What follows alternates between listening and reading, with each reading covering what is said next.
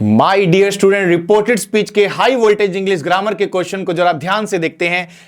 The teacher said to me, are you taking my class or not. अब ध्यान से देखें, ये डायरेक्ट सेंटेंस है, आपको इसका इनडायरेक्ट बनाना है with the help of 4 options. लेकिन ध्यान दे तो यहां लिखा है are you taking. Are you taking का मतलब हम क्वेश्चंस पुट कर रहे हैं, इंटेरोगेटिव है। और आप जब भी देखेंगे ना इंटेरोगेटिव सेंटेंस का बनाना होगा तो आप सेड टू का आंसर हमेशा क्या लिखते हैं, जनरली आस्क्ड लिखते हैं, पर टोल्ड नहीं लिखा होगा कभी आपने।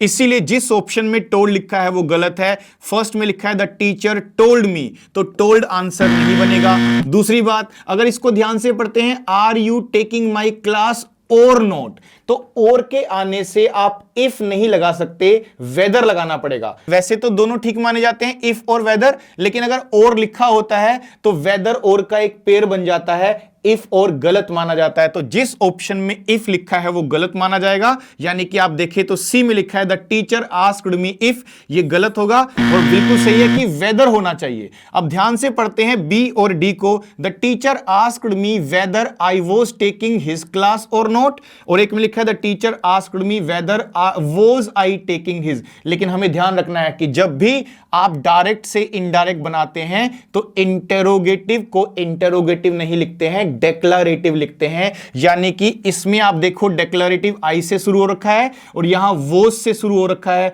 इसका मतलब डी गलत माना जाएगा और आंसर हमारा बी बन जाएगा।